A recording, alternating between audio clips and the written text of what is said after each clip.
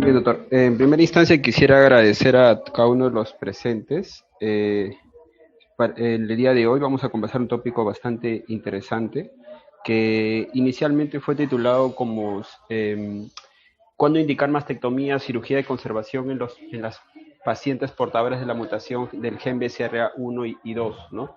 Sin embargo, haciendo la revisión del tema a tratar, podemos identificar que esta indicación de mastectomía o de cirugía de conservación está dentro de un procedimiento ampliamente descrito en la literatura de manejo de cáncer de mama, que es la cirugía de reducción de riesgo en este grupo de pacientes, así que me he permitido enfocarlo desde este punto, ¿no? El índice va desde presentar las definiciones y conceptos previos necesarios para poder comprender de lo que se desarrolla el tema, que son temas bastante importantes, consolidar antes de presentar qué es la cirugía reductora de riesgo, cómo ha ido su evolución en la evidencia y finalmente discusión y algo que podríamos llevar a temas de controversia sobre cómo, cómo se ha ido presentando esta opción terapéutica en las pacientes con portadoras de esta mutación BCR1, ¿no? Y BCR2. En primera instancia, entonces, tendríamos que definir riesgo, o sea, ¿qué es el riesgo de tener cáncer de mama, ¿no? ¿Qué es lo que estamos hablando? Entonces, el riesgo de desarrollar cáncer de mama para la población general, es decir, para todas las mujeres a lo largo de su vida, transcurre en un 13.3%, es decir, aproximadamente una de cada 10 mujeres tiene la posibilidad de hacer cáncer de mama en su vida durante un límite de tiempo. Esto va a variar según la edad de presentación, así que una mujer de 20 años tiene un riesgo absoluto de 0.06%, que aproximadamente es una en 3.732, ¿no? Lo cual es diferente para una mujer de 50 años, que el riesgo ya es de 2.31 o 1 en 43, y es mucho mayor para una mujer de 70 años, que sería de 3.84%, 1 en 26. Eso quiere decir que el riesgo de hacer cáncer de mama aumenta en función a la edad, ¿no? Es decir, el cáncer de mama es una enfermedad de mujeres adultas, ¿no? O adultas mayores. Sin embargo, la presentación de la enfermedad a edad más joven conlleva a tener un especial cuidado en este riesgo atribuible de no ser tan frecuente en edad joven, ¿no? Entonces, al hablar de riesgo y al definir riesgo, cuando mencionamos factores de riesgo en cáncer de mama, existen dos grandes brazos. Un brazo que son los factores modificables, que es la dieta, el estilo de vida y otros factores que no es nuestro tema de conversación el día de hoy. Y el otro brazo son los factores no modificables, es decir, que no puede intervenir a una actitud o acción que hagamos en el paciente. Y dentro de estos factores no modificables está la presencia de estas mutaciones de línea germinal tipo BRCA1, BRCA2, PALB2, CHEK2, ATM y PTEN y la edad, ¿no? Cada mutación germinal en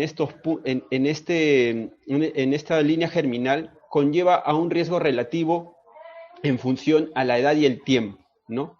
En la gráfica de la izquierda ustedes pueden observar cómo se correlaciona las dos barras, una barra de color celeste, que es en las pacientes que tienen la mutación BRCA1, y el grupo de mujeres que no tienen la mutación BRCA1. Es decir, el riesgo de que una mujer con esta mutación, que es nuestro tema de conversación el día de hoy, portadoras de la mutación BRCA1, para los 50 años es de 33 a 50% versus una mujer versus un 2% para una mujer no portadora. Y para los 70 años, la anterior era en los 50, para los 70 años el riesgo relativo va de 56 a 87% versus un 7% para la población general, ¿no? En este estudio, o en esta presentación del 2010. Se han desarrollado una serie de estudios que de los valores porcentuales están dentro de estos límites descritos, ¿no? Tanto para BRCA1 y para BRCA2. y su riesgo de hacer cáncer de mama para BRCA1 es 50 a 87%, para hacer cáncer de ovario 44%. Para BRCA2 el riesgo relativo es de 50 a 84% para cáncer de mama y 27% para cáncer de ovario. Y luego los otros genes que se asocian a síndromes como la mutación de P53 para síndrome de Li-Fraumeni, la mutación de PTEN para síndrome de Cowden asociado a hematomas en el colon y la mutación del STK11 asociado al síndrome Peyroux, ¿no? Y en función a que estos genes tienen esta alta posibilidad de hacer tumores o tumores en la mama, en función a la penetrancia que puedan tener, ¿no? La variante más rara tiene un riesgo más elevado, ¿no? Y en este grupo de variantes más raras, con un riesgo relativo mayor, está la mutación TP53, el PTEN, el CDH1 y el BRCA1 y BRCA2, que es lo que nos llama la atención. Entonces, ¿qué concluimos de esta gráfica? Que las mujeres portadoras de esta mutación BRCA1, BRCA2 son mujeres con alta posibilidad de hacer tumores o hacer cáncer de mama y cáncer de ovario. Lo que conversaremos hoy largamente será sobre cáncer de mama. El gen de la mutación BRCA1 se ubica en el cromosoma 17, el gen de BRCA2 se encuentra en el cromosoma 3, ¿no? La localización exacta para BRCA1 es el 17Q y la manifestación clínica es cáncer de mama, ovario, colon, hígado, trompas de falopio más raro y peritoneo. Y el síndrome asociado a BRCA2 se encuentra en la locación en el cromosoma 13, en el 13Q, y la manifestación clínica es lo que se escribe: cáncer de mama, ovario, es más asociado al cáncer de mama en hombres también, páncreas, vesícula biliar, estómago y melanoma. Y los otros síndromes que también están ya descritos y ampliamente estudiados que se presentan en la imagen de la derecha. ¿Qué más tendríamos que saber sobre esta mutación o sobre las características clínicas que pueden presentar las pacientes que tengan o son portadoras de esta mutación, ¿no? Sobre la histología, que para los mastólogos es muy importante tener este antecedente y muchas veces define el procedimiento quirúrgico que podríamos ofertar a la paciente. Los tumores BRCA1 están asociados en un 75% a presentar un carcinoma ductal. Y más raro, un tipo medular atípico, un 10%. Los tumores asociados a BRCA2, 50-50 ductal y lobuliar. Llama la atención que lobuliar se asocia a BRCA2. Sobre el fenotipo, ¿no? El fenotipo asociado a tumores BRCA1 es el tipo basal, asociado a los basal-like tipo triple negativo. Y los tumores asociados a BRCA2, en frecuencia, no es que solo sea su presentación, están asociados a los tumores tipo luminales. Sobre el grado histológico, los tumores BRCA1 tienen un tipo basal y tienen un grado histológico alto, ¿no? Generalmente un G3 o un grado 3 en el 75% de los casos. Mientras que el grupo de BRCA2 tiene un grado G2 intermedio, 45% G2, 45% G3. Sobre la inmunistoquímica, es más frecuente identificar que las mutaciones BRCA1 estén asociadas para marcadores negativos en receptores de estrógeno y progesterona y para la sobreexpresión del ER2. En contraparte, el BRCA2 marcan positivo para receptores de estrógeno y progesterona. La expresión de P53 es casi similar en ambos grupos. Los márgenes en el tumor no tienen una información muy clara o se define como poco definida. Y la proliferación linfática y la duplicación del gen MYC, que habla de tumores G3, G2, ¿no? Está presente en ambos tipos de tumores.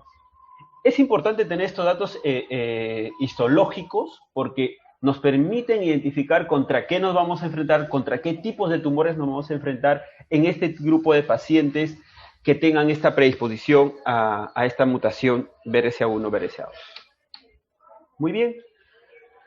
Cuando hablamos de otros datos estadísticos en cuanto al riesgo de cáncer de mama, reforzando la información anterior, tenemos pues que el cáncer de mama ovario es 60-40 para BRCA1 y para BRCA2 55-20 en cáncer de mama y ovario, ¿no? La presencia de enfermedad contralateral se ha descrito más de 8 en 10 en BRCA1 y en un 62% para BRCA2, ¿no? El otro grupo es de la población judía eskenazi o la población islandia, la población española. Básicamente son los datos de esta lámina, ¿no? Que describe una mayor, en la población española una presencia de esta mutación de estas características 52 a 47%. Dentro de las guías que nosotros manejamos, una de las más frecuentes es la guía del NCCN, ¿no? Y ¿qué indica sobre qué criterios tenemos que identificar para poder solicitar? O sea, solo vamos a pensar, o sea, la mente, podemos pensar o sospechar en una paciente que pueda tener una mutación BRCA1 si tenemos algunos datos de la anamnesis. Entonces es importante reforzar esto, entendiendo que en la charla tenemos la presencia de residentes de años menores o profesionales que ven pacientes en el área ginecológica, no lo sé, que dentro de la historia clínica se consignen datos importantes para que no tengamos un misdiagnóstico, o sea, no perdamos a estos pacientes, ¿no? ¿Y qué dice esta guía norteamericana? Que se debe solicitar si se tiene una historia personal de cáncer, ¿no? O un diagnóstico menor de 45 años, o si el diagnóstico ha sido entre 46 y 50, pero no se conoce bien la historia familiar, o ya ha habido un diagnóstico de un cáncer de mamas en cualquier tipo de edad, o hay un paciente cercano que ha tenido un diagnóstico de cáncer de mama, ovario, páncreas, próstata, en cualquier edad, y subraya que si el diagnóstico es menor de los 60 años y la mujer tiene un cáncer de mama triple negativo, se debe incluir o es un criterio para solicitar las pruebas de screening para esta mutación BRCA1. Solo, a lo que veía, solo la mente va a poder solicitar lo que conoce. Entonces, es importante que estos criterios de historia clínica, ¿no?, los tengamos bastante presentes para poder solicitar las pruebas de mutación BRCA1 y BRCA2, porque son pacientes que tienen dentro del diagnóstico, seguimiento y tratamiento criterios ya definidos, que es lo que vamos a ir desarrollando en esta presentación. Esta imagen refuerza lo que mencionamos sobre la inmunistoquímica. Para BRCA1 y BRCA2 se ha descrito mayor predisposición en triple negativo para BRCA1, ¿no? Y para BRCA2 se ha descrito mayor predisposición a enfermedad con receptores estrogénicos positivos. Muy bien, esta imagen tomada del ESMO del 2017 incluye y refuerza la información de el riesgo relativo asociado a la frecuencia alélica, ¿no? STK1 tiene un riesgo relativo por encima de 16, ¿no?, del síndrome de Pez-Jewer. La mutación BRCA1 tiene un riesgo relativo por encima de 8, ¿no? Son mutaciones de alto riesgo, ¿no? Entonces, en este grupo de pacientes debemos entender que su riesgo de desarrollar en el tiempo cáncer de mama es bastante alto. ¿Qué sucede en el grupo de pacientes que no tienen esta mutación, pero se consideran de alto riesgo?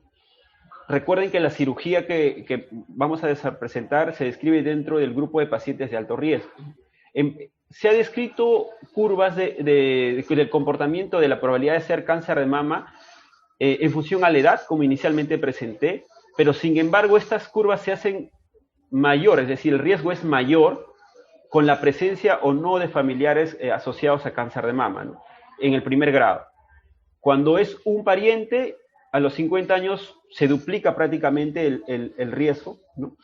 Para los 70, 80 años persiste esa distancia en las curvas, y cuando ha habido dos familiares con cáncer de mama, para los 50 años el riesgo prácticamente es 8 veces más, ¿no?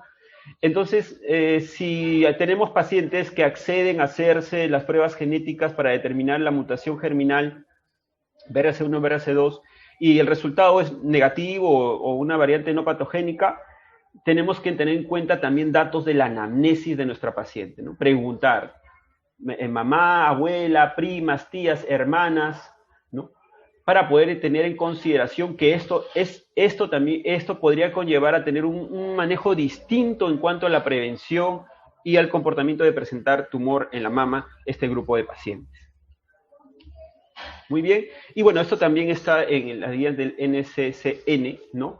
Sobre el grupo de pacientes que no tienen una mutación genética determinada, sobre los elementos de riesgo, el manejo del riesgo y la opción de darle consejería para reducción de riesgo.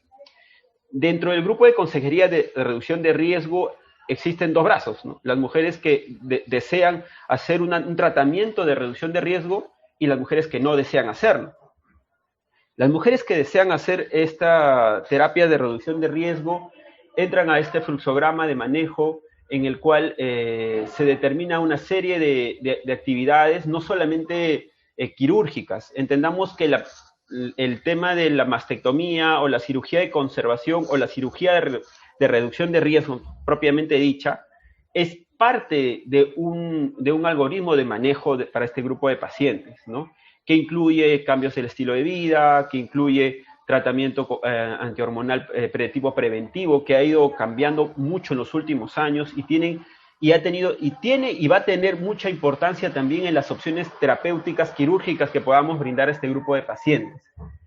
Sin embargo, estos dos puntos, donde está la flecha naranja en la cirugía de reducción de riesgo, es en las pacientes normales, es decir, una mujer que ha sido diagnosticada al ser portadora de la mutación BRCA1, BRCA2, en la cual podemos ofertar la cirugía o podemos proponer la cirugía de reducción de riesgo.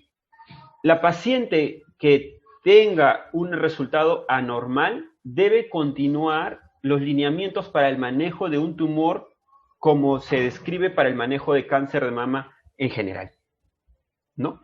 Entonces, dada esta salvedad, la cirugía reductora de riesgo nos lleva a ver el BRIC-7, ¿no? O el BRIC-7, ¿qué es esto? La cirugía reductora de riesgo, y lo que dice NCCN indica, ¿no? Deseo de cirugía de mastectomía reductora de riesgo. Y punto. Seguir las guías de genética de este slide. Entonces, ya nos enfocamos en este punto, en esta segunda parte de la presentación. Identificamos qué es ser portador de una mutación BRCA1, los riesgos atribuibles, por qué es importante identificar qué elementos de la historia clínica son importantes tener en cuenta. Y ahora nos abocamos a definir qué es la cirugía reductora de riesgo, ¿no? Tiene por objetivo este procedimiento quirúrgico reducir hasta el 90% de la probabilidad de desarrollar un cáncer de mama. Y es un 90%, no se llega a 100% porque durante el procedimiento que se ha descrito por mucho tiempo, que es la mastectomía reductora de riesgo, se logra retirar un 90% del tejido mamario. Y es por eso que se puede reducir hasta un 90% de la probabilidad de desarrollar un cáncer de mama. Dentro de las posibilidades quirúrgicas que se ofertan a la paciente está la mastectomía profiláctica bilateral, la mastectomía contralateral en el caso de ya haber sido tratada de un cáncer en una mama, y eso va dependiendo al tipo de cirugía previa que haya sido sometida, y dentro del protocolo de manejo de este grupo de pacientes también se incluye la cirugía ginecológica, sea oophorectomía o salpingoforectomía, ¿no? Que generalmente en los estudios que vamos a ir viendo ha sido muy complicado solamente ofertar un tipo de cirugía. Generalmente los pacientes van a un manejo multidisciplinario que incluye la cirugía ginecológica. E incluso el hacer la cirugía ginecológica tiene un efecto en la sobrevida global un poco más importante que el procedimiento profiláctico, según los cuadros que vamos a ir viendo. Entonces, la cirugía reductora de riesgo busca encontrar un equilibrio entre el procedimiento oncológico de control y la calidad de vida, sobre todo en la paciente portadora sana, en el cual de inicio le plantearíamos hacerle una mastectomía bilateral. Probablemente la paciente pueda decir, bueno, no tengo cáncer, ¿por qué me voy a operar las dos mamas? ¿Cuál es su sustento de usted para poder indicarme que debo operarme las dos mamas? O en el caso de una paciente portadora que no sea sana, que tenga un tumor de 1 centímetro, que podría ir a cirugía de conservación o podría ir a mastectomía. ¿Qué sustenta dar la mejor respuesta a esta opción quirúrgica de la paciente? Y la respuesta es la mejor evidencia que tengamos. Y encontrar un equilibrio entre el sustento oncológico, la respuesta oncológica del médico en proteger, en tratar la enfermedad, el cáncer de mama, y la correspondencia de la calidad de vida y deseo y decisión y satisfacción que tenga el paciente. En ambos grupos ha habido una serie de trabajos que buscan identificar la mejor opción para este grupo de pacientes. Entonces, el equilibrio de tomar esta decisión, de ofertar la mejor opción quirúrgica, es el reto para esta cirugía de reducción de riesgo o la cirugía de conservación, ¿no? ¿Cuándo toma mayor importancia este aspecto de mastectomía profiláctica? Cuando se vuelve de alguna otra forma, no sé si el término sea mediático o sea más conocido por la población en general, ¿no? Y fue pues efectivamente cuando a un personaje bastante conocido a nivel mundial, afectada por una mutación BRCA1, que se difunde esta información de la mastectomía reductora de riesgo, en este caso la mastectomía profiláctica bilateral. Pero esto no es un procedimiento reciente. Los estudios incluso subyacen antes de la identificación de mutación de líneas germinales y está asociado a ecuaciones que identificaban riesgos relativos bastante altos en pacientes y se ofertaba la mastectomía bilateral profiláctica en las mujeres con historia familiar de cáncer de mama, ¿no? Así la presentación de New England del 1999, que es un estudio retrospectivo realizado por el doctor Harman y colaboradores, ¿no?, que identificó 639 pacientes con una mediana edad de 42 años entre 1960 y 1993, y eran pacientes con historia familiar tratadas con mastectomía bilateral. Se hizo un seguimiento de 14 años, ¿no? E identificaron, pues, que este procedimiento reduce el cáncer de mama, ¿no? La mastectomía profiláctica bilateral es una excelente estrategia de reducción de cáncer de mama. El grupo de pacientes tuvieron una reducción en la presencia de cáncer de mama y la reducción se describió en un 90% de los casos. Sin embargo, el carácter retrospectivo de este estudio y la ausencia de la mutación del gen BRCA1 no permite sacar una conclusión exacta si realmente dentro del grupo de estas pacientes identificas pacientes que han tenido mutación BRCA1, ¿no? Como hablamos en la tabla inicial de ESMO, no todas las pacientes que tienen alto riesgo de hacer cáncer de mama presentan la mutación BRCA1 o BRCA2. Otro metaanálisis importante hecho por Harrington y colaboradores en un seguimiento de 5.7 años, ¿no?, también un estudio retrospectivo, identificó pues que sí existe un impacto en la sobrevida de las pacientes, reduciendo la mortalidad específica. Sin embargo, la calidad de este estudio o este metaanálisis retrospectivo fue bastante cuestionado porque incluía y no podía diferenciar también a las pacientes con mutación BRCA1. Lo que podemos colegir de estos dos estudios es pues que la mastectomía propiamente dicha disminuye el riesgo de desarrollar cáncer de mama. Eso es una condición que se ha demostrado en estos dos trabajos. Se han ido desarrollando más trabajos, la mayoría de ellos, como pueden observar, son de cortes retrospectivos, ¿no?, en el cual, por ejemplo, en el trabajo de Nilsson, identificó pacientes ya con estadio de cáncer de 1 a 3, ¿no? En este caso eran 162 pacientes y se comparó pues la mastectomía versus otros procedimientos y se identificó pues en estos cortes que existía un mayor riesgo de recurrencia local en cirugía de conservación. Vamos a volver a esta diapositiva cuando hablemos de cirugía de conservación. Me gustaría que enfoquen en este estudio, su atención en este estudio observacional de Evans, en el que identifica 718 pacientes, ¿no? En este grupo se hizo un seguimiento para observar la sobrevida en 10 años de ese grupo de pacientes. Se identificó que solamente haciendo mastectomía reductora de riesgo había una sobrevida del 83%, Cuando se incluye a la mastectomía radical mastectomía reductora de riesgo, la salpingofrectomía, este porcentaje aumenta al 92%, ¿no? Como les iba mencionando, generalmente se oferta este procedimiento a ambos, tanto el procedimiento de mastectomía como la salpingofrectomía bilateral. En este trabajo realizado, en esta revisión sistemática sobre la efectividad de la mastectomía profiláctica en pacientes con la mutación BRCA1, que revisó una base de 4.574 artículos, ¿no?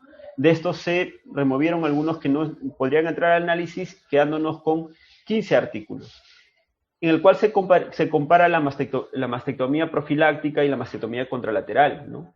La conclusión de este metaanálisis es que en las pacientes portadoras de la mutación BRCA1 que han sido tratadas con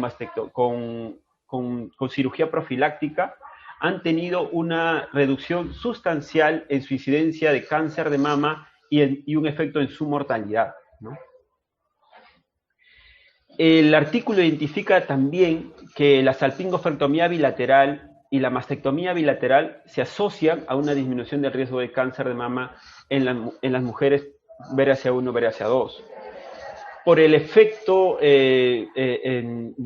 antiestrogénico de la salpingofrectomía y también por el efecto quirúrgico de hacer la cirugía profiláctica bilateral.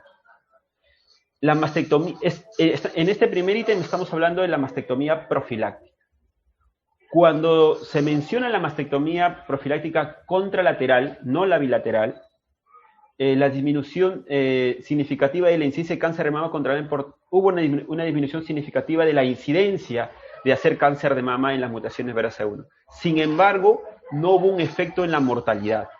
Es decir, la cirugía contralateral sí disminuye que no haya cáncer de mama. La mujer no va a hacer cáncer de mama, pero no tiene un impacto en su mortalidad, un impacto real o significativamente estadístico en su mortalidad. La mastectomía bilateral no se asoció significativamente a una reducción de la mortalidad en todas las causas. Es decir, la cirugía disminuye que la mujer presente cáncer de mama, pero no tiene un impacto real en su sobrevida por todas las causas, ¿no? En este otro estudio europeo, portugués, que busca la prevención y screening en las pacientes portadoras de la mutación BRCA1, dentro de la cirugía de reductora de riesgo, concluye con niveles de evidencia 3B, 3C, ¿no? La opción de mastectomía bilateral con un método efectivo para poder reducir el riesgo de cáncer de mama en este grupo de pacientes. E incluye alternativas, y desde este punto podríamos ir viendo desde más o menos 2016, 2015, la opción de, si bien no ser tan radicales o no preocuparse más por la cosmesis del procedimiento y ofertar procedimientos como cirugía ahorradora de piel o cirugía conservadora de pezón, ¿no? Como alternativas para la mastectomía con un nivel de evidencia 3C, ¿no? También sugieren ofertar una reconstrucción inmediata, pero el nivel aquí de evidencia es 5, tipo C, ¿no? O sea, opinión de expertos con la posibilidad de poder ofertar a la paciente que vaya a una mastectomía, una reconstrucción inmediata. Este otro estudio francés, ¿no? Del 2017, subyace dos tipos separa dos grupos. En esta primera slide son mujeres con BRCA1 sin cáncer, ¿no? Y sugiere, no se recomienda la cirugía mamaria antes de los 30 años, sin embargo se debe ofertar a partir de los 40 años, ¿no? Y a los 40, indica pues de ser posible hacer la conservación de la placa del complejo Airola-Pezón, ¿no?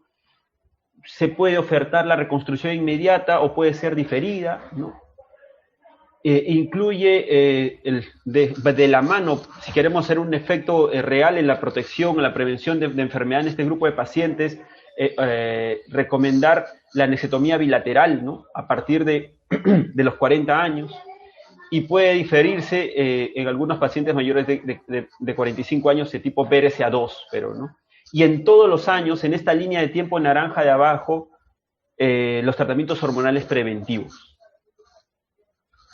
Y en esta otra lámina, pero que ya incluye a pacientes con BRCA1 con cáncer de mama, identifica que o sugiere que los procedimientos quirúrgicos mamarios de reducción de riesgo, sea la mastectomía bilateral o contralateral, deben explicarse a las pacientes con cáncer de mama sobre la pertinencia clínica y sobre el riesgo particular de hacer enfermedad en los siguientes 3 o 5 años.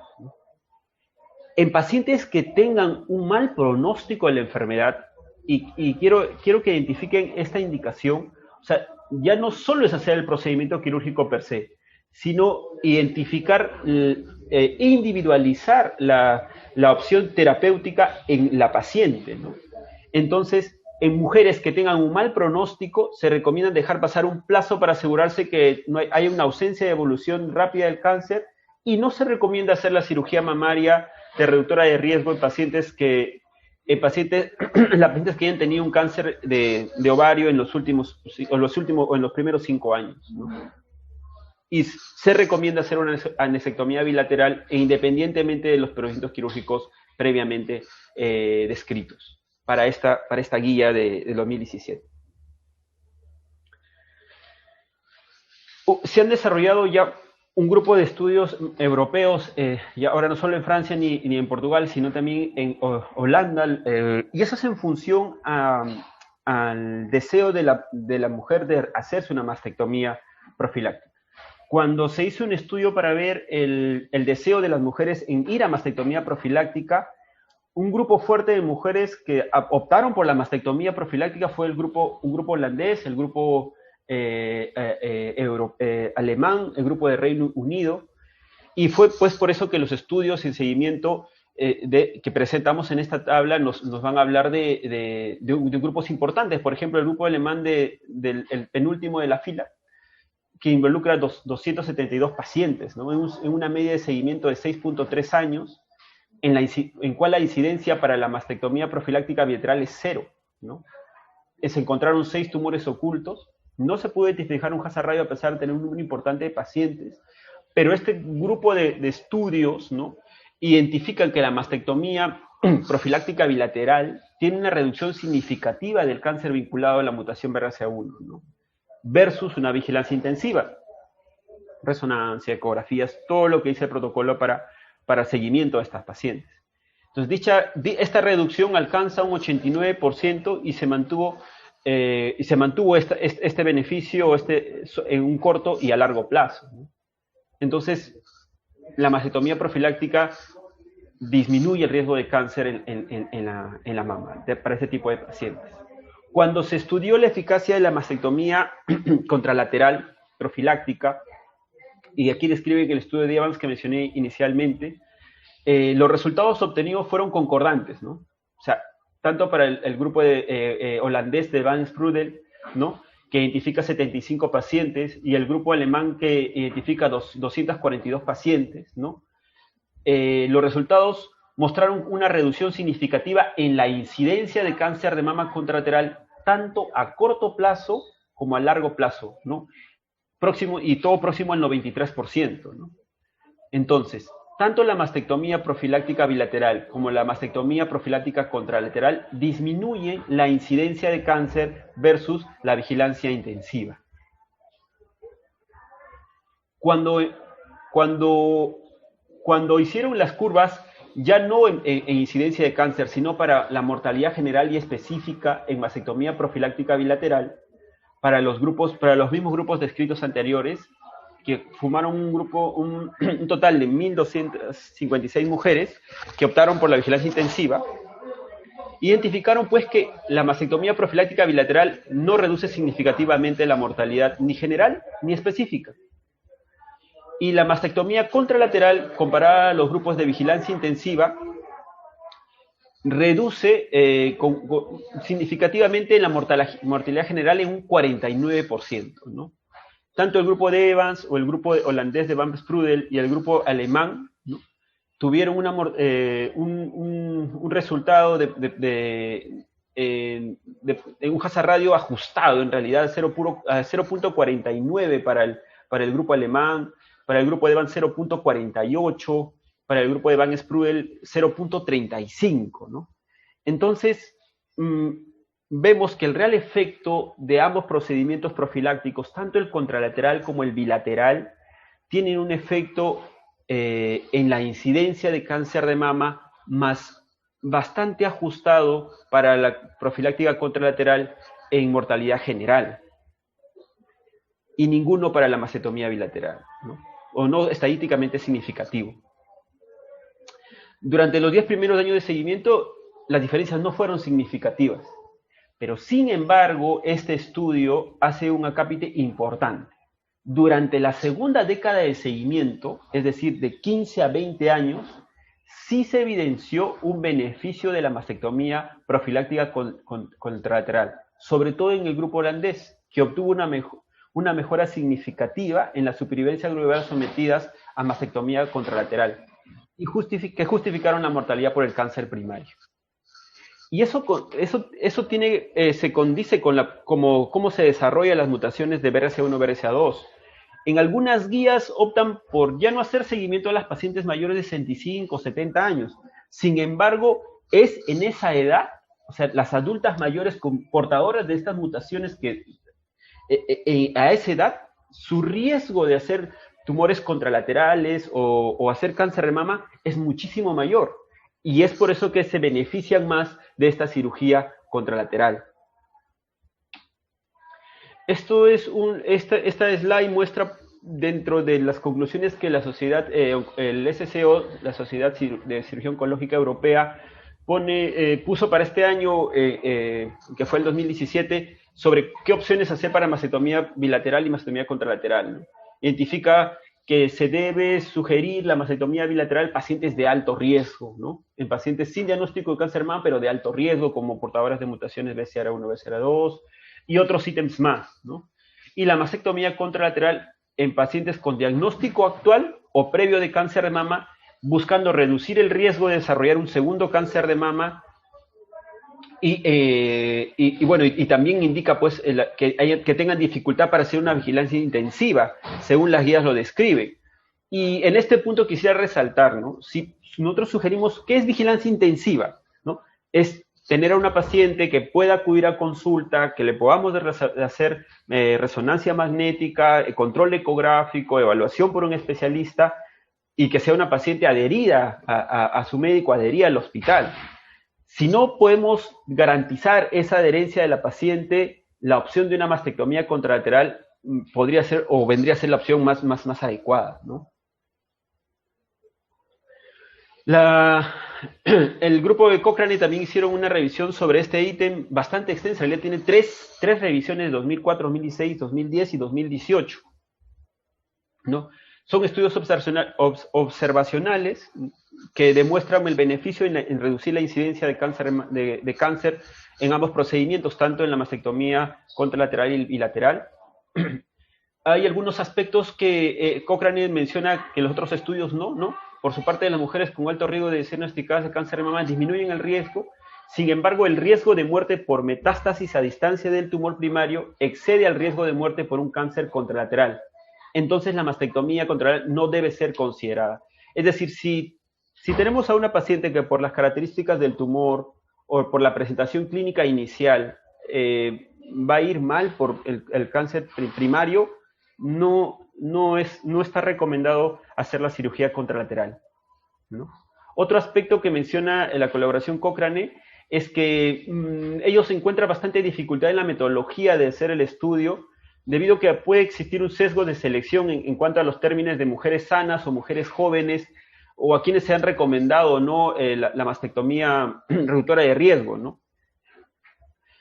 Hay una época de tiempo, y en la siguiente gráfica voy a presentarlo, en el cual las mujeres jóvenes, porque este es un estudio que presentó la doctora Melissa Pilwitsky en México, las mujeres jóvenes desde el 2013 al 2010 disminuyeron por su opción bueno, se les ofertó, ellas decidieron o sus médicos sugirieron no realizar cirugía de conservación tipo lupectomía, sino aumentaron la tasa de mastectomías unilaterales y bilaterales. Para el 2010, la curva, la barra verde está prácticamente a la par de la mastectomía unilateral, ¿no?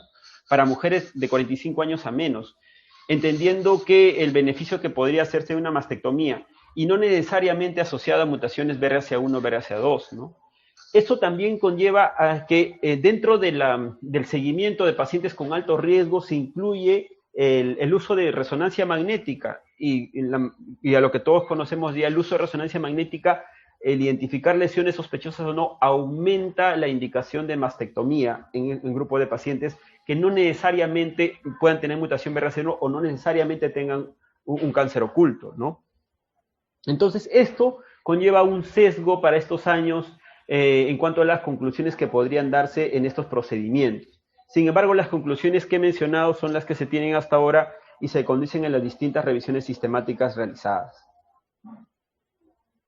¿Y qué dice la guía en la que la mayoría de nosotros basamos las decisiones o una de las guías más importantes en cáncer de mama, que es el NCCN, ¿no?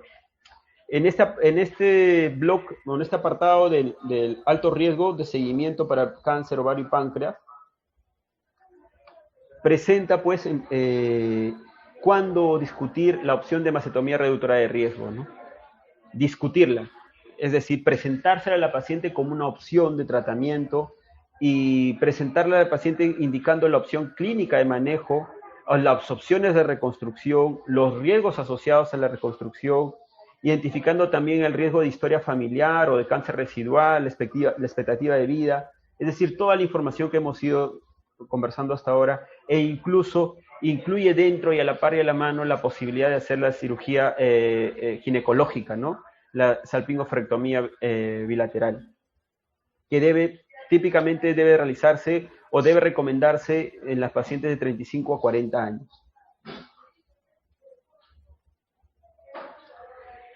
Ellos incluyen dentro de su apartado de discusión un metaanálisis de 6 estudios con un número de pacientes de 2.555, ¿no? En el cual se ve un riesgo relativo sobre la reducción de incidencia de cáncer de mama para la mastectomía profiláctica bilateral, es decir, sí disminuimos la incidencia de cáncer de mama, sin embargo no tenemos un impacto real sobre la mortalidad, ¿no? NCCN sugiere que las decisiones para este tipo de pacientes en el cual se vaya a ofertar mastectomía bilateral o mastectomía contralateral no sea tomada solo por el cirujano o por el médico oncólogo o por el médico tratante, sino por un sistema o un equipo multidisciplinario, ¿no? Así que pues evalúa y describe aspectos importantes en cuanto al potencial efecto psicosocial que tiene la mastectomía bilateral o la mastectomía reductora de riesgo en las pacientes, ¿no? No está bien definido el efecto real sobre la aceptación o no de este procedimiento, por lo que se debe optar una consulta multidisciplinaria y dentro de los procedimientos quirúrgicos ofertados se debe ofertar la cirugía ahorradora de piel o la cirugía ahorradora de complejo areolar pezón, siempre individualizando el procedimiento para cada paciente, ¿no?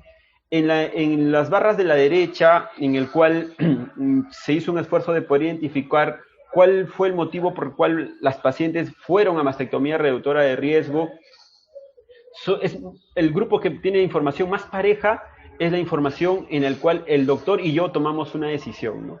Que creo que debe ser, desde mi punto de vista, la decisión más correcta para este tipo de cirugía. Este slide vio cómo es el comportamiento de estas decisiones en la aceptación de la mastectomía profiláctica en los grupos de pacientes que se realizaron mastectomías profilácticas y luego aceptaron o no el procedimiento. El grupo de mujeres australianas tuvieron una aceptación del 8% en comparación al grupo de mujeres norteamericanas que llegaron a un 42%, o las danesas al 50%, ¿no? Es decir, esto varía en función al grupo poblacional. Entonces, la aceptación o no de este procedimiento va a variar en función a las características propias de la población o el grupo de personas al cual se oferta este procedimiento, ¿no? O cómo los médicos o los oncólogos o los mastólogos presenten esta opción de tratamiento a las pacientes que tienen esta mutación BRCA1 o BRCA2. En términos generales, el tratamiento de la manifestación, la mastectomía profiláctica bilateral y la mastectomía contralateral es una opción de tratamiento que debe ser ofertada en correspondencia con los deseos de la paciente, en el que ella conozca los riesgos del procedimiento, los riesgos de no realizarse el procedimiento y en posibilidad de hacerlo de un tratamiento multidisciplinario, ¿no? Siempre la posibilidad de un tratamiento multidisciplinario. Llegamos casi ya al tercio de la exposición, en el cual viene la contraparte del versus inicial, ¿no? Bueno, ya hemos discutido la mastectomía tanto contralateral y profiláctica, pero ¿cuándo ofertamos a la paciente la cirugía de conservación? La lumpectomía, la cirugía oncoplástica. ¿Es válido ofertarle a este grupo de pacientes? Entonces, en este artículo sobre la asociación de cáncer de mama hereditario, indica, pues, ¿no? El tratamiento de las manifestaciones clínicas del cáncer de mama vinculado a BRCA1 BRCA2 es similar a un cáncer esporádico. Si a la paciente que no tiene la mutación BRCA1 le ofrecemos con tratamiento inicial una lumpectomía o una cirugía de conservación, es válido también ofertárselo a una paciente que tiene esta mutación, siempre y cuando existan las alternativas de cirugía, radioterapia y quimioterapia para esta paciente. La diferencia radica especialmente en el tipo de cirugía primaria, que puede ser más conservadora en el caso de la población general, o podríamos sugerir una propuesta más invasiva para este grupo de pacientes. Distintas guías han hecho revisiones sobre este punto entre mastectomía versus cirugía de conservación de la mama. Esta guía alemana de las recomendaciones AGO para el manejo del cáncer temprano en mujeres del 2018 identifica pues que la terapia de conservación es segura con un nivel de evidencia 2A, ¿no? Y una recomendación AGO más, siempre y cuando debe discutirse exhaustivamente con la paciente la posibilidad de este procedimiento, ¿no? Y bueno, habla también de la mastectomía contralateral como beneficiosa, sobre todo en grupos de pacientes menores de 40 años o que tengan tumores G1, G2 y que para esta guía que no tengan antecedentes de ser triple negativo o que no tengan quimioterapia previa. Entonces, hasta este punto, la guía GO alemana sugiere que la terapia de conservación de la mama, la cirugía de conservación, es una opción segura siempre y cuando se tengan elementos para hacer un seguimiento y manejo de la paciente, asimismo de una intervención que se discuta exhaustivamente. Han habido otros estudios prospectivos y el del alemán prospectivo sobre cirugía de conservación, ¿no? Pero en ninguno de los casos, y uno de los más importantes es este estudio presentado en Dabres en el 2019, que recoge los anteriores, ¿no? Sin embargo, no hay ningún ensayo controlado y aleatorizado que compare directamente cirugía de conservación versus mastectomía. Es decir, un grupo a los que hemos hecho cirugía de conservación y otro grupo a los que hayamos hecho mastectomía en pacientes portadores de CR. No lo hay. Hay un grupo de estudios, 18 incluidos en esta revisión, que han sido analizados para una sobrevida general de 5, 10 y 15 años, en el cual se comparan los dos grupos, conservación y mastectomía, y en ambos grupos los porcentajes son bastante similares. Es decir, a pesar de que la cirugía de conservación tuvo un mayor riesgo de recurrencia local en los distintos estudios, no hay un efecto en la supervivencia, no hay inferioridad en la supervivencia. Es decir, estos pacientes no tuvieron resultados outcomes peores que a los que fueron a mastectomía, ¿no?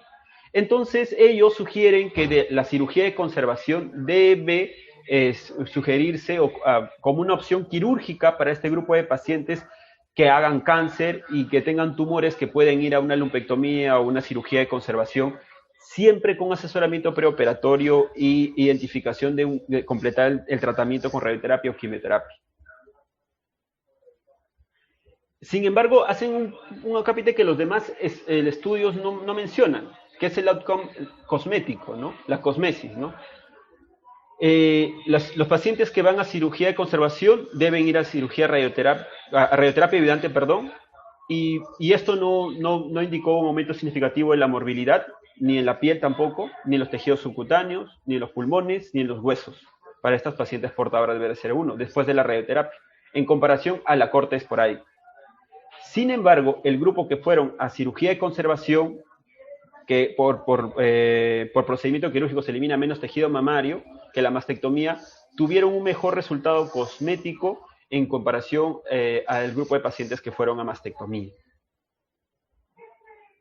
Esto se condice también con un punto que fuimos mencionando y que Cochrane en su revisión del 2010 menciona, ¿no?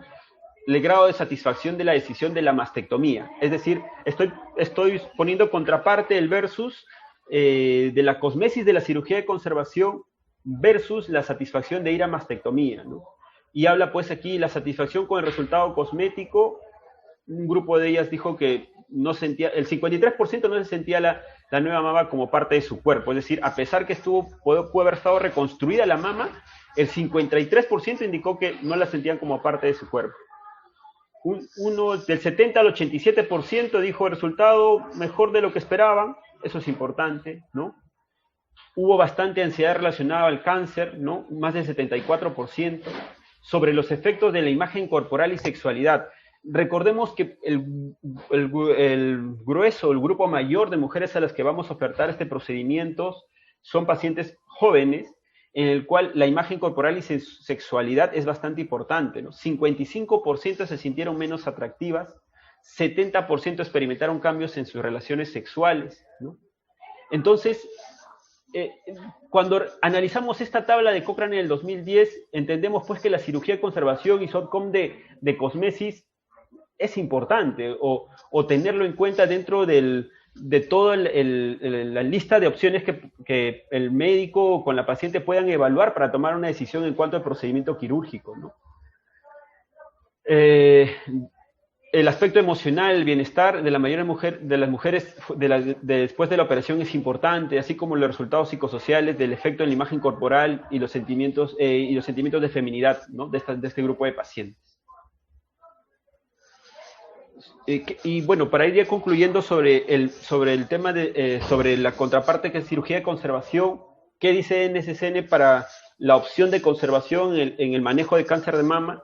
Indica pues contraindicaciones absolutas, que son las que están en la parte superior, e indica contraindicaciones relativas, e incluye dentro de las contraindicaciones relativas a las pacientes que tengan un riesgo incrementado de hacer cáncer o recurrencia ipsilateral o contralateral, ¿no? Y debería considerarse la mastectomía bilateral para reducción de riesgo. Debería considerarse, no la sugieren como parte de la discusión con la paciente, ¿no?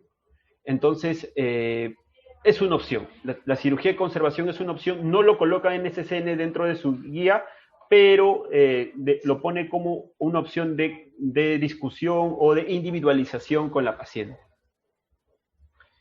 Bueno, es básicamente para ir avanzando porque nos hemos dilatado un poco en el tiempo. Los procedimientos son los que he ido mencionando: la mastectomía total, la mastectomía ahorradora de piel, la mastectomía conservadora de piel y de pezón. Estas son algunas imágenes en función al buscar algo didáctico para los residentes que puedan acompañarnos el día de hoy, ¿no? Esta es la cirugía ahorradora de piel, que consiste en sacar la glándula, pero conservar el pezón y la piel, ¿no? En esta imagen podemos ver una mastectomía ahorradora de piel con incisión periareolar, ¿no? Aquí está con prótesis. En esta imagen podemos ver una mastectomía ahorradora de piel, pero con pérdida del pezón, ¿no? Y una simetrización bilateral. En esta otra imagen es un procedimiento similar, una MAP, ¿no?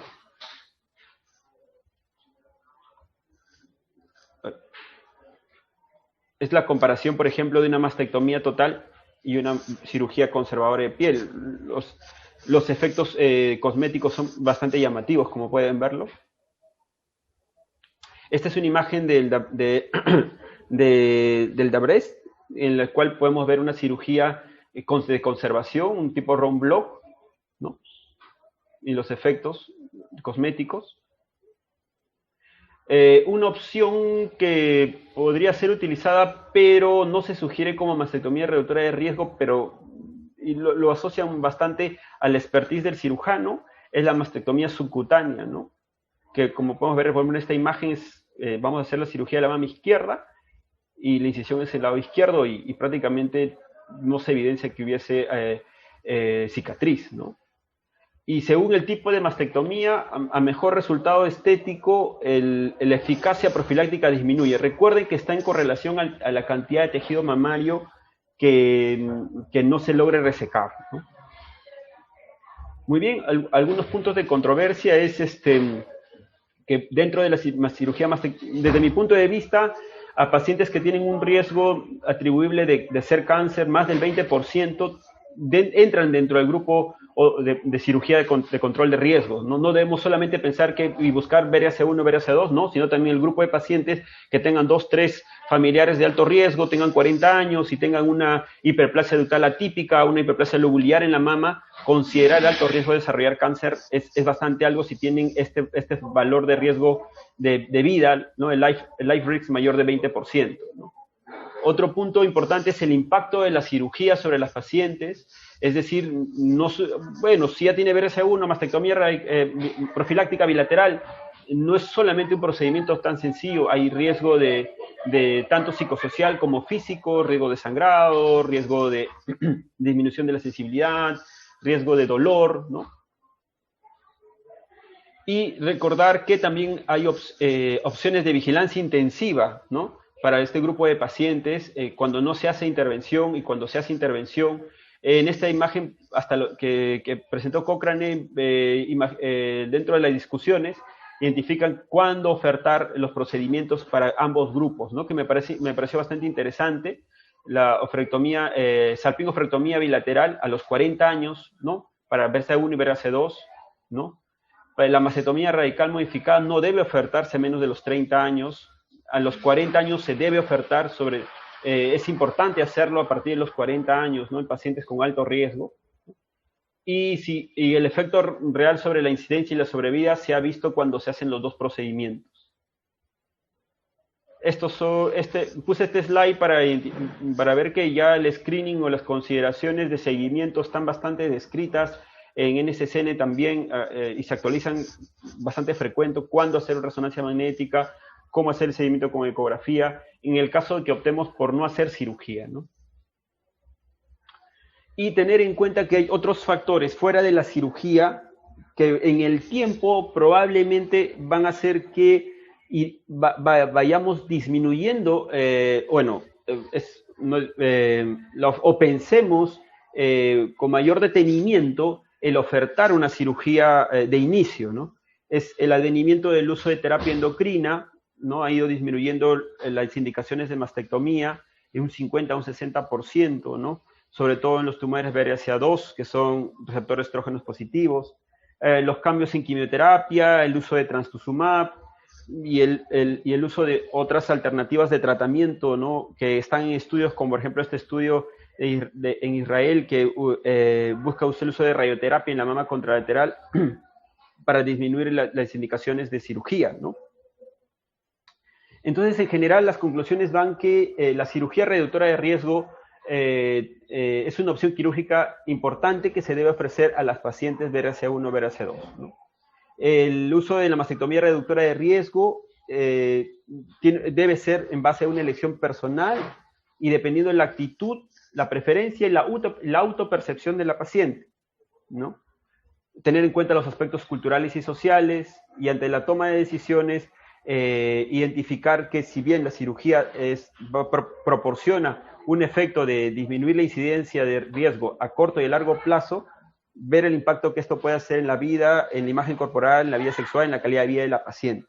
Lograr el equilibrio entre la indicación quirúrgica y el efecto oncológico vendría a ser el arte para el cirujano o el mastólogo que indique este tipo de cirugía, ¿no?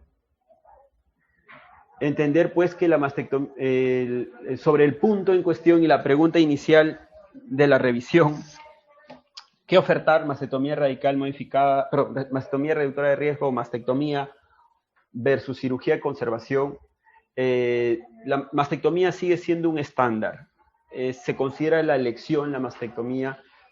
Es seguro hacer conservación, pero en condiciones específicas, ¿no? ¿El beneficio cosmético es mayor? Sí. Sin embargo, se debe aterrizar la indicación a una paciente adherida al tratamiento, a una paciente que acudirá a controles, a una paciente que podrá seguir una vigilancia intensiva, a una paciente que va a ir a radioterapia y va a recibir tratamiento el que corresponda según el tipo de tumor que tenga. Si es que no podemos ofrecer eso, la mastectomía sigue siendo el tratamiento de elección. Muchas gracias. Quedo abierto para sus preguntas. Miren, voy a ir yo hablando algunas cosas. Si alguien tiene interés en preguntar, puede levantar la mano.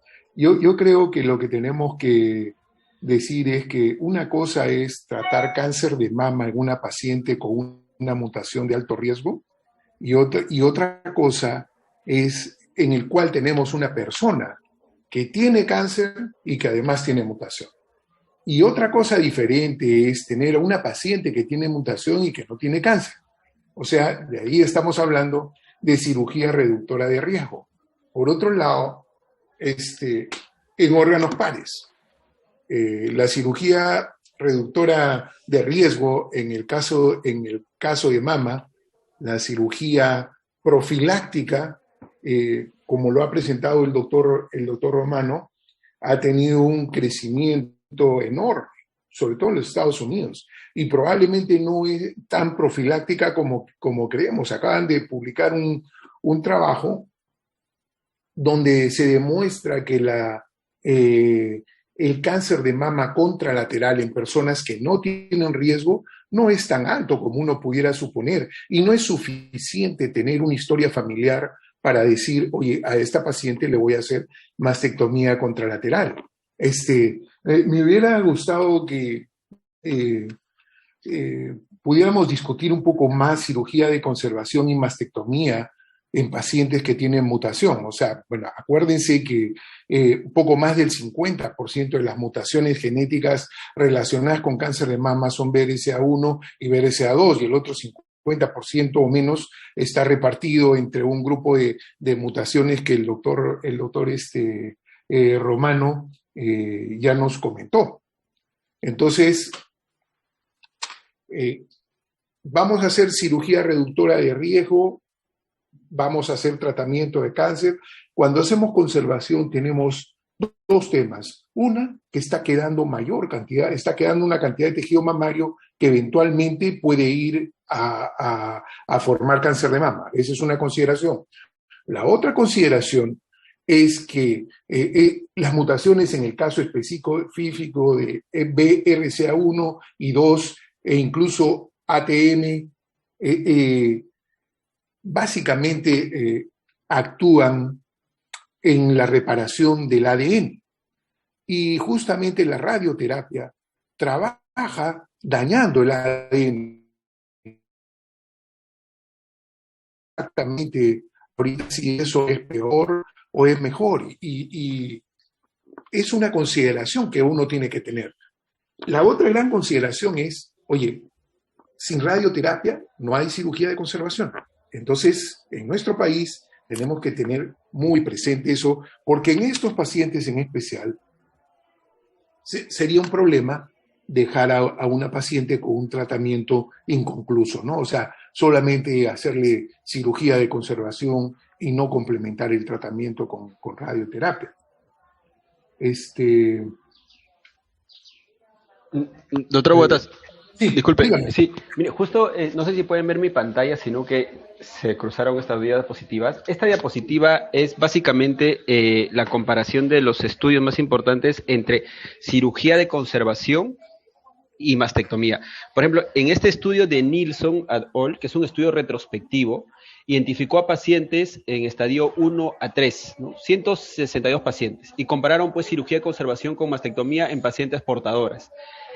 Y lo que identificaron es lo que usted más o menos está diciendo, es decir, al quedar tejido de mama en la conservación, hubo recurrencia local.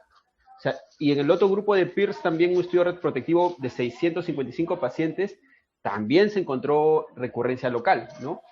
Sin embargo, no identificaron un efecto en la sobrevida global asociada a esta recurrencia local, doctor. Eso es lo que, o sea, todavía no hay estudios aleatorizados, ¿no? o sea, de 2 brazos, que sería lo ideal, pero bueno, las subyacen. Ese es exactamente el problema, Román. Ajá, Ese exacto. es exactamente el problema, que todavía la información está un poco desperdigada, está un poco contradictoria, y justamente por la dificultad que hay que hacer, que se tiene para encontrar a estos pacientes. De hecho, mencionaste el trabajo de Harman, que yo quería hacer un comentario, que ocurre en la década de los 90, justo cuando se descubre la mutación del BRCA1, porque el BRCA2 se descubre 2 años después o 3 años después.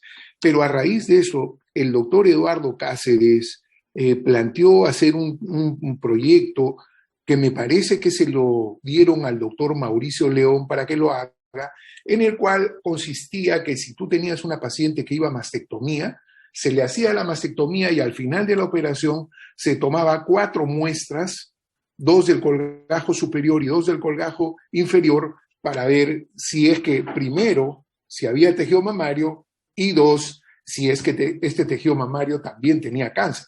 Entonces, eso más o menos coincide con el trabajo de Harman, que él decía exactamente lo que tú has puesto. Oye, claro, reduce, yo creo que es un poco más del 90%. 98 escribieron ellos. Bueno, pero el tema está que siempre queda tejido mamario. O sea, Ajá. no es posible separar el celular subcutáneo de la piel de la mama del tejido mamario, de la glándula mamaria. Entonces, siempre va a quedar. Y entonces ahí es donde está el riesgo. Los resultados de ese trabajo no sé en qué quedaron, yo no tengo la información, no sé si el doctor Cotrina está por ahí, ¿sabe algo de ese trabajo? ¿Doctor Cotrina? ¿Está el Sí, doctor Cotrina? sí. Yo recuerdo que, bueno, no sé si en la época del doctor Mauricio León, pero el doctor Cáceres hizo un protocolo en el cual él entraba a operar después de que uno hacía la mastectomía y demostraba cuánto tejido mamario había quedado en una mastectomía corriente.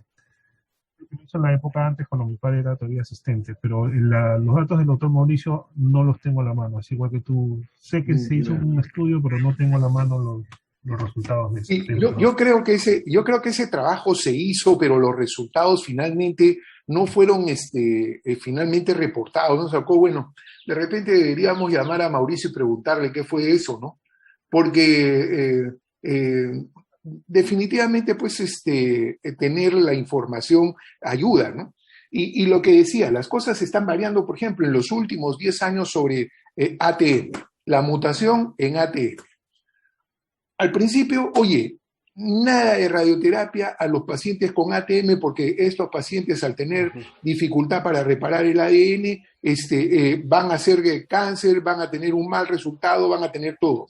Sin embargo, con el tiempo aparece, oye, un ratito, estos pacientes que tienen ATM, ¿son homocigotes o son heterocigotes? Los heterocigotes van mucho mejor y esos pacientes los puedes tratar como tal.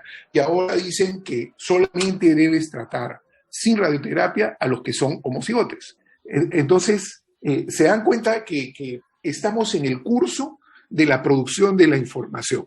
Y eso es lo que estamos viendo.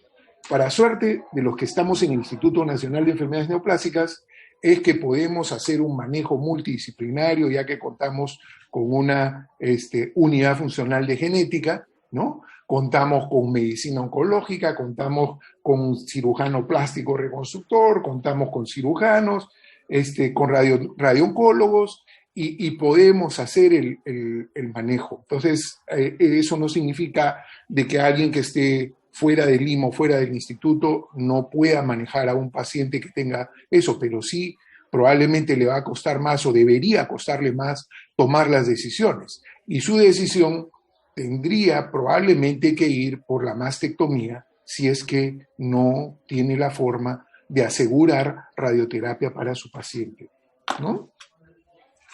Acá hay un tema más que yo quería. En cuanto al seguimiento, el seguimiento también es todo un tema, ¿no? Porque tenemos varias divisiones. Una es pacientes que viven en un país de altos ingresos y pacientes que viven en países que son de medianos y de bajos ingresos. Eso es un problema para los pacientes, es un problema de manejo donde nosotros tendríamos que ponernos de acuerdo y tener probablemente nuestra propia guía, ¿no? Estos pacientes, por ejemplo, hacer un seguimiento con resonancia magnética. ¿Cuánto demora la resonancia magnética por cada paciente? ¿Y cuántos resonadores para seguir a estos pacientes? En realidad, es complejo.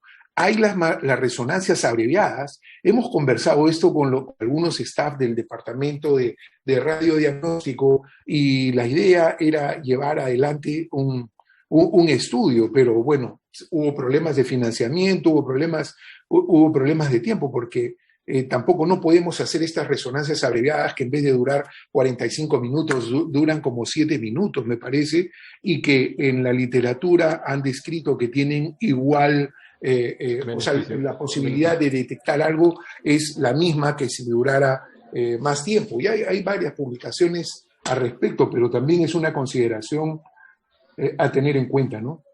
En cuanto a la sobrevida de estos pacientes, lo que hay que tener en cuenta es que cuando hay una mutación, la mutación no solamente es el riesgo de cáncer, hay una serie de problemas que estos pacientes pueden tener. Es mucho más difícil, por ejemplo, hacer un despistaje para ver cáncer de ovario, aún con las mejores imágenes. Entonces, muchas veces tienes que terminar haciendo una laparoscopía para ver, por ejemplo, si hay enfermedad peritoneal o no. Y algunas veces en estos pacientes la enfermedad se presenta como enfermedad peritoneal y no como un cáncer de ovario exactamente, pero es algo que también hay que tener en cuenta y hay que ofrecerle al paciente cuando uno enfrenta a un paciente que tiene este tipo de mutación, ¿no? ¿Qué otra cosa más queríamos conversar de esto? Bueno, creo que ha sido extensa la exposición del doctor Romano López. Sí creo que les quede muy claro a los que están escuchando que las diferencias que hay, ¿no? Una de las que les dije al principio, el manejo de alguien con mutación genética y cáncer, y la otra es que tiene mutación genética y no tiene cáncer. Son manejos totalmente diferentes, hay que tomar en cuenta una serie de cosas con estos pacientes, ¿no? Doctor, ¿Alguien quiere hacer alguna pregunta? Doctor, una última pregunta para no extendernos más. Mi pregunta era, como nosotros sabemos en el instituto, la tasa de cáncer de mama en mujeres jóvenes ha ido aumentando. En Latinoamérica en general está aumentando la tasa de cáncer en mujeres jóvenes. Incluso es más del 20%, 18%. Que, bueno, el tema es que generalmente nosotros, a pesar de tener el servicio multidisciplinario, no tenemos acceso a las pruebas de screening de inicio para mutación germinal. Y muchas veces las pacientes jóvenes van a cirugía de conservación de entrada. Es decir, tenemos una paciente con cáncer de mama luminal menos de 2 centímetros, axila negativa, va a conservación. O triple negativo, o el tumor menor de 2 centímetros que pueda ser operado. Una paciente opera joven. Es que si tú no tienes la certeza de que el paciente tiene una mutación, no puede hacerle un tratamiento diferente que a una persona que tiene cáncer de mama esporádico. O sea, si después te llega la información, bueno, pues después te llegó, tomará las consideraciones del caso y la paciente ya está tratada. Pero esa es también otra cosa importante, ¿no? Así como hay tanta variación en los pacientes con BRCA, igual el cáncer es variable. O sea, ya no estoy tan seguro si uno tiene que tener en cuenta a los pacientes por estadio clínico o uno tiene que tener en cuenta a los pacientes por este tipo de tumor, o sea, si es un tumor de alto grado, es un tumor de rápido crecimiento o es un tumor de lento crecimiento. Lo vemos en la consulta, hay pacientes que vienen con tumor chiquito y tienen axilar, o de hecho que vienen con cáncer y dicen, oye, ¿qué pasa acá? Tumores, varios que tienen tumor negativa. Entonces, es algo que también hay que irlo pensando y eso tiene que servirnos ahora y de hecho también está para definir, y esto que voy a decir va a parar los pelos un montón, si la mamografía realmente está cumpliendo con su función de detección, porque es muy diferente encontrar un tumor en la mama que tiene bajo grado, que es un luminal o qué sé yo, a detectar un tumor en la mama que tiene pues alto grado, que es un triple negativo, y es totalmente, su evolución es totalmente diferente. Estamos hablando de enfermedades diferentes. Y eso es algo que hay que tener en cuenta, ¿no? Que hay que tener en consideración.